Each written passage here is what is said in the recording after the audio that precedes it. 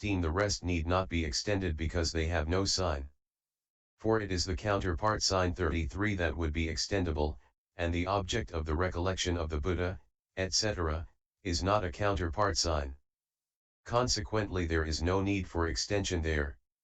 This is as to extension and non-extension. 117.6. As to object, of these 40 meditation subjects, 22 have counterpart signs as object, that is to say, the 10 kjoas, the 10 kinds of foulness, mindfulness of breathing, and mindfulness occupied with the body. The rest do not have counterpart signs as object. Then 12 have states consisting in individual essences as object, that is to say, 8 of the 10 recollections, except mindfulness of breathing and mindfulness occupied with the body, the perception of repulsiveness in nutriment, the defining of the elements, the base consisting of boundless consciousness, and the base consisting of neither perception nor non-perception, and 22 have counterpart signs as object, that is to say, the 10 kjoas, the 10 kinds of foulness, mindfulness of breathing, and mindfulness occupied with the body, while the remaining 6 have not so classifiable 34 objects. Then 8 have mobile objects in the early stage, though the counterpart is stationary, that is to say, the festering, the bleeding, the worm-infested, mindfulness of breathing, the water kjo, the fire kjo, the air kjo, and in the case of the light kjo the object consisting of a circle of sunlight, etc., the rest have immobile objects. 35 This is as to object. 118.7. As to plane, here the 12, namely, the 10 kinds of foulness, mindfulness occupied with the body, and perception of repulsiveness in nutriment, do not occur among deities. These 12 and mindfulness of breathing do not occur in the Brahma world. But none except the 4 immaterial states occur in the immaterial becoming. All occur among human beings. This is as to plane. 114. 119.8. As to apprehending, here the exposition should be understood according to the seen, the touched and the heard. Herein, these 19, that is to say, 9 kjoas omitting the air kjo and the 10 kinds of foulness, must be apprehended by the seen. The meaning is that in the early stage their sign must be apprehended by constantly looking with the eye. In the case of mindfulness occupied with the body, the 5 parts ending with skin must be apprehended by the seen and the rest by the heard, so its object must be apprehended by the seen and the heard. Mindfulness of breathing must be apprehended by the touched, the air kjo by the seen and the touched, the remaining 18 by the heard. The divine abiding of equanimity and the 4 immaterial states are not apprehendable by a beginner, but the remaining 35 are. This is as to apprehending. 129. As to condition, of these meditation subjects 9 kjoas omitting the space kjo are conditions for the immaterial states. The 10 kjoas are conditions for the kinds of direct knowledge. 3 divine abidings are conditions for the 4th divine abiding. Each lower immaterial state is a condition for each higher one. The base consisting of neither perception nor non-perception is a condition for the attainment of cessation. All are conditions for living in bliss, for insight, and for the fortunate kinds of becoming. This is as to condition. 121.10. As to suitability to temperament, here the exposition should be understood according to what is suitable to the temperaments. That is to say, first, the 10 kinds of foulness and mindfulness occupied with the body are 11 meditation subjects suitable for one of greedy temperament. The 4 divine abidings and 4 color kjoas are 8 suitable for one of hating temperament.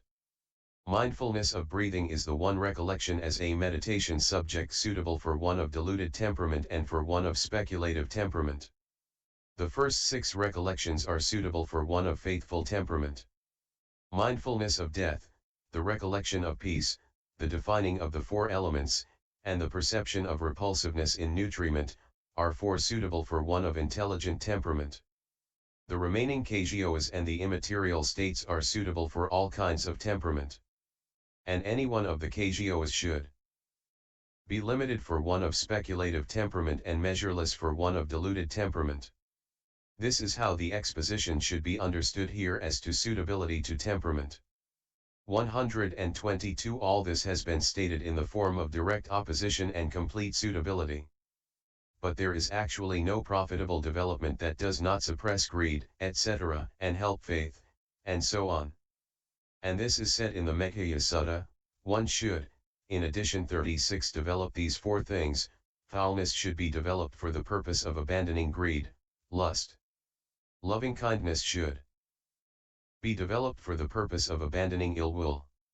115 Mindfulness of breathing should be developed for the purpose of cutting off applied thought. Perception of impermanence should be cultivated for the purpose of eliminating the conceit, I am, A4 358. Also in the Rahula Sutta, in the passage beginning, develop loving kindness, Rahula, MI 424, 7 meditation subjects are given for a single temperament. So instead of insisting on the mere letter, the intention should be sought in each instance. This is the explanatory exposition of the meditation subject referred to by the words he should apprehend. 1 Meditation subject, 28. 123 Now the words and he should apprehend are illustrated as follows. After approaching the good friend of the kind described in the explanation of the words, then approach the good friend, the giver of a meditation subject. 28 and 57-73, the meditator should dedicate himself to the Blessed One, the Enlightened One, or to a teacher, and he should ask for the meditation subject with a sincere inclination of the heart and sincere resolution.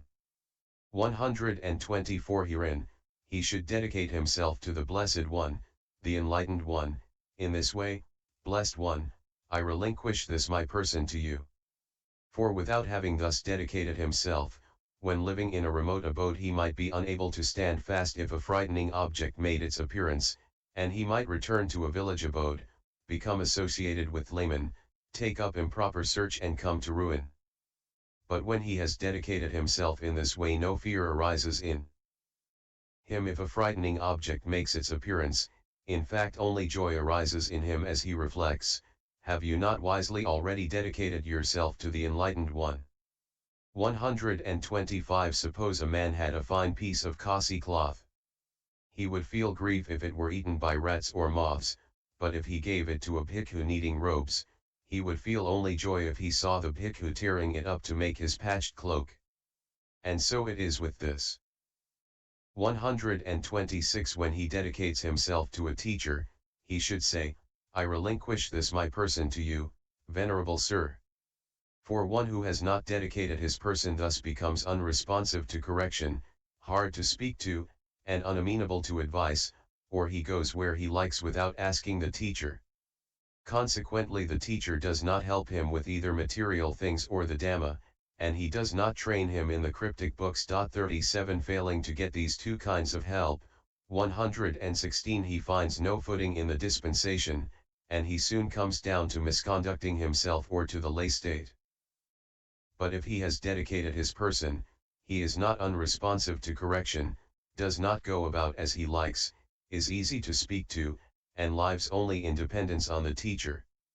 He gets the twofold help from the teacher and attains growth, increase, and fulfillment in the dispensation. Like the elder Cuapayata Patikatisa's pupils. 127 Three bhikkhus came to the elder, it seems. One of them said, Venerable Sir, I am ready to fall from a cliff the height of 100 men, if it is said to be to your advantage. The second said, Venerable Sir, I am ready to grind away this body from the heels up without remainder on a flat stone, if it is said to be to your advantage. The third said, Venerable Sir, I am ready to die by stopping breathing, if it is said to be to your advantage. Observing, these bhikkhus are certainly capable of progress, the elder expounded a meditation subject to them. Following his advice, the three attained arahantship. This is the benefit in self-dedication. Hence it was said above, dedicating himself to the Blessed One, the Enlightened One, or to a teacher. 128 With a sincere inclination of the heart and sincere resolution. 123 The meditator's inclination should be sincere in the 6 modes beginning with non-greed. For it is one of such sincere inclination who arrives at one of the 3 kinds of enlightenment, according as it is said, 6 kinds of inclination lead to the maturing of the enlightenment of the bodhisattvas. With the inclination to non-greed, bodhisattvas see the fault in greed. With the inclination to non-hate, bodhisattvas see the fault in hate. With the inclination to non-delusion, bodhisattvas see the fault in delusion. With the inclination to renunciation, bodhisattvas see the fault in house life. With the inclination to seclusion, bodhisattvas see the fault in society. With the inclination to relinquishment, bodhisattvas see the fault in all kinds of becoming and destiny, source untraced. 4 stream enterers, once returners, non-returners, those with cankers destroyed, i.e. arahants, pakskabuddhas, and fully enlightened ones, whether past, future or present, all arrive at the distinction peculiar to each by means of these same 6 modes. That is why he should have sincerity of inclination in these 6 modes. 129 He should be wholeheartedly resolved on that. The meaning is 117 that he should be resolved upon concentration, respect concentration, incline to concentration, be resolved upon nibbana, respect nibbana, incline to nibbana. 130 When, with sincerity of inclination and wholehearted resolution in this way, he asks for a meditation subject, then a teacher who has acquired the penetration of minds can know his temperament by surveying his mental conduct, and a teacher who has not can know it by putting such questions to him as, what is your temperament, or what states are usually present in you, or what do you like bringing to mind, or what meditation subject does your mind favor.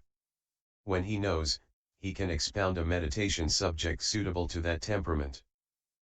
And in doing so, he can expound it in 3 ways.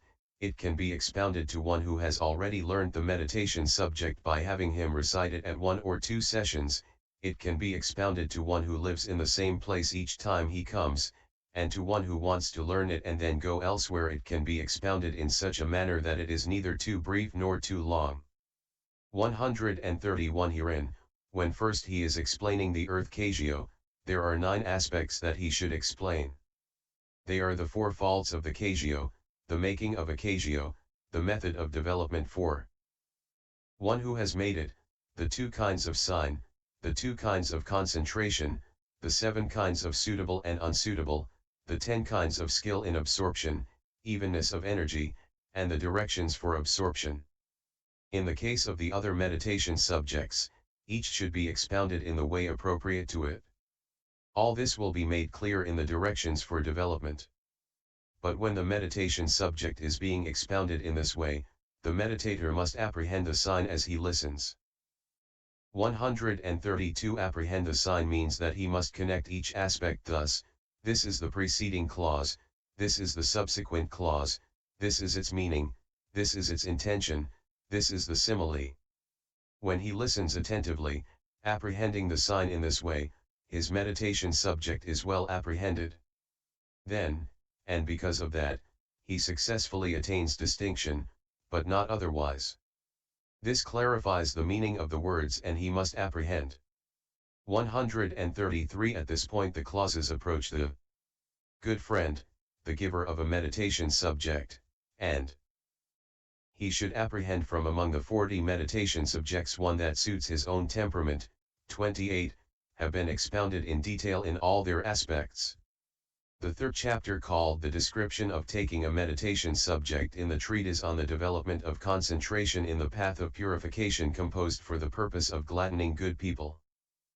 Notes.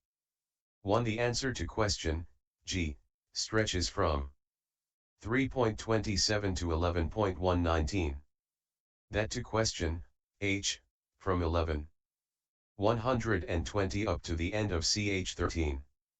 2. Siddha Sakajita is rendered here as unification of mind in the sense of agreement or harmony, cf. Samaga, of consciousness and its concomitants in focusing on a single object, CAI 70. It is sometimes rendered one-pointedness in that sense, or in the sense of the focusing of a searchlight. It may be concluded that this term is simply a synonym for samadhi and nothing more, firstly from its use in the suttas, and secondly from the fact that it is given no separate definition in the description of the formations aggregate in ch 14. Cf. Gloss at MAI 124. 3. The characteristic of non-distraction is the individual essence peculiar to concentration. Hence no analysis of it is possible, which is why he said, it is of one kind with the characteristic of non-distraction, Vism-mhp 91. 4. Applied thought that occurs as though absorbing, appento, associated states in the object is absorption, appana. Accordingly it is described as absorption, absorbing, appana Vibhaòga, M373. Now since that is the most important, the usage of the commentaries is to call all exalted and unsurpassed jhana states absorption as well as the applied thought itself, and likewise to apply the term of common usage access to the limited i.e. sense sphere jhana that heralds the arising of the former, just as the term village access, etc. is applied to the neighborhood of a village, Vism-mhp 91. 5. The round, va, c 17.298, including fine material and immaterial heavens is called the world, loka, because of its crumbling, jhana, and disintegrating, jhana. Mundane, lokiya, means connected with the world because of being included in it or found there. Supramundane, lokuttara, means beyond the world, accepted from it, because of not being included in it through being associated with nibbana, Vism-mhp 91. See also 9 supramundane states. 7.68, 74f. 6. In loose usage piti, happiness, and sukha, pleasure or bliss, are almost synonyms. They become differentiated in the jhana formulas, c 4.100, and then technically piti, as the active thrill of rapture, is classed under the formations aggregate and sukha under the feeling aggregate. The valuable word happiness was chosen for piti rather than the possible alternatives of joy, needed for somanassa, interest, which is too flat, rapture, which is overcharged, or zest. For sukha, while pleasure seemed to fit admirably where ordinary pleasant feeling is intended, another, less crass, word seemed necessary for the refined pleasant feeling of jhana and the bliss of nibbana, which is not feeling aggregate, CMI 400. Ease is sometimes used. Neither painful nor pleasant feeling is intended here by equanimity, upekha, lit, on looking, for it looks on, upekhati, at the occurrence of bodily pleasure and pain by